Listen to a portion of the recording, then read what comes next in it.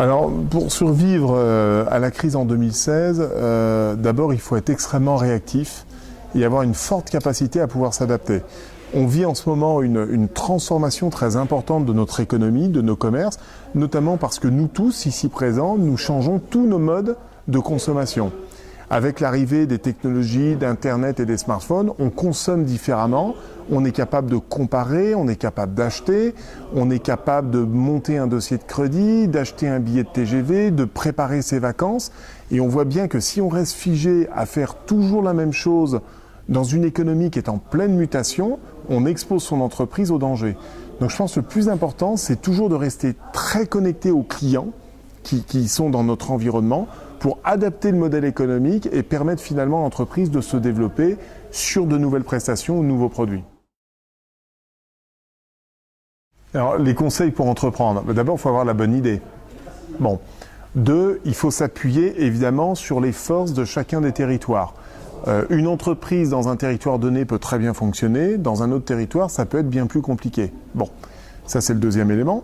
Troisième conseil extrêmement important, et ça c'est valable pour n'importe quel projet d'entreprise, c'est la capacité du ou de la dirigeante à savoir s'entourer. Un dirigeant, un patron de TPE-PME ne peut pas être compétent dans tous les domaines. Quand on est patron de TPE-PME, finalement, on nous demande d'être quoi ? D'être stratège, financier, commercial, d'être un expert en juriste, en droit social, parfois en fiscalité, il faut être capable de lever des fonds.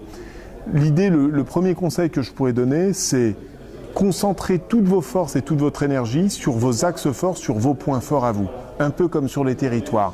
Et faites-vous entourer, soit par de la prestation externe, soit par vos associés, là où vous êtes un petit peu plus faible. Le secret, c'est dans la capacité finalement à s'entourer des meilleurs talents pour donner vie à votre projet. C'est essentiel. Encore une fois, un chef d'entreprise ne peut pas réussir s'il reste isolé et seul dans son bureau. Aujourd'hui, la création de réseaux, de soutien pour avoir des conseils juridiques, des conseils liés à l'expérimentation, des conseils pour le financement. On pourrait parler du financement des entreprises. Vous savez qu'aujourd'hui, il y a énormément de possibilités pour financer son entreprise. Vous avez évidemment les banques traditionnelles, la banque d'État, qu'on va appeler BPI, qui finance également un certain nombre de projets. Mais aujourd'hui, l'essentiel du financement, c'est du financement participatif.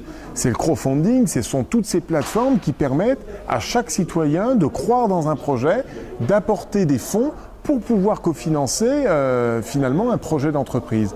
Donc on le voit, être en réseau, être dans des associations, être dans des mouvements qui permettent de partager les expériences bénéfiques, ça peut donner un grand coup d'accélérateur pour donner vie au projet et finalement pérenniser votre projet d'entreprise.